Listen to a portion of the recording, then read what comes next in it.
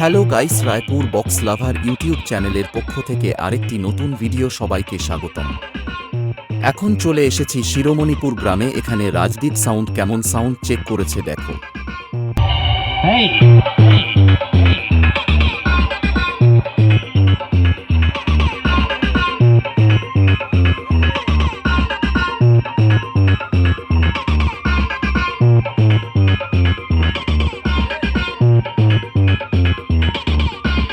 Rajdeep sound present Dharampur Raipur থেকে DJ AD music centre कोर बेतस।